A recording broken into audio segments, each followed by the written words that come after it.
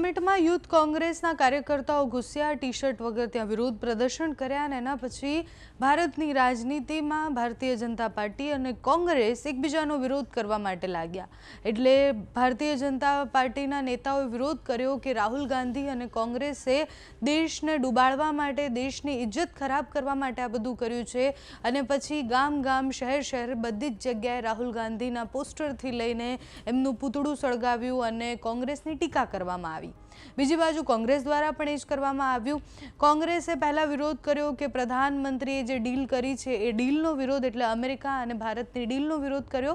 એના પછી યુથ કોંગ્રેસના અધ્યક્ષની ધરપકડ અને એનો વિરોધ થઈ રહ્યો છે। આજે એઆઈ સમિટમાં થયેલા હોબાળાને મામલે રાજકોટમાં વિરોધ પ્રદર્શન થયા। યુથ કોંગ્રેસના પ્રમુખ ઉદય ભાનુની ધરપકડ પર આજે વિરોધ પ્રદર્શન કરવામાં આવ્યા કે એમની ધરપકડ ખોટી રીતના કરવામાં આવી છે। નરેન્દ્ર મોદીના પોસ્ટર સળગાવી અને યુથ કોંગ્રેસના કાર્યકર્તાઓએ રાજકોટના રસ્તા વચ્ચે વિરોધ પ્રદર્શન કર્યું। એના પછી ગાંધીગ્રામ પોલીસે એ વિરોધ જોઈ અને એ બધા જ લોકોની અટકાયત કરી। બધા જ કાર્યકરોની અટકાયત કર્યા પછી પણ વિરોધ ચાલુ રહ્યો। રાજકોટ શહેર યુથ કોંગ્રેસના જે પ્રમુખ છે ભાગ્યરાજસિંહ વાળા, એમણે જ્યારે પ્રતિક્રિયા આપી ત્યારે એમણે એવું કહ્યું કે દેશના યુવાનોના હક અને અવાજને દબાવવા માટે સરકાર તાનાશાહી વલણ કરી રહી છે। લોકશાહી દેશમાં શાંતિપૂર્વક રીતે પોતાના હક અને અવાજ ઉઠાવવો દરેક નાગરિકનો અધિકાર છે, છતાં સરકાર દમન દ્વારા અવાજ દબાવવાનો પ્રયત્ન કરી રહી છે અને અમારા અધ્યક્ષની ધરપકડ અમે નહીં ચલાવી લઈએ।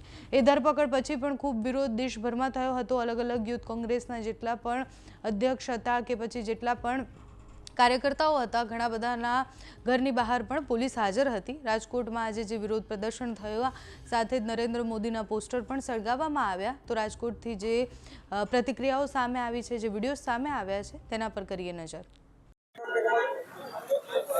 ગઈકાલે અમારા ઓલ ઇન્ડિયા યુથ કોંગ્રેસના નેશનલ પ્રમુખ ઉદય ભાનુ ચીફજીને દિલ્હી ખાતે ધરપકડ કરવામાં આવી, જે ગેરબંધારણીય છે। એમનો માત્ર વાંક એટલો છે કે સતત યુવાઓ માટે રોડ પર, રસ્તા પર લડાઈ લડે છે, સંઘર્ષ કરે છે। એઆઈ સમિટમાં જે યુથ કોંગ્રેસના કાર્યકરો દ્વારા વિરોધ પ્રદર્શન કરવામાં આવ્યો, તો આ લોકશાહી દેશમાં તમામનો અધિકાર છે, વિરોધ કરવો બંધારણીય અધિકાર છે। તો આજે ભાજપ સરકાર એ પર છીનવવા જઈ રહી છે।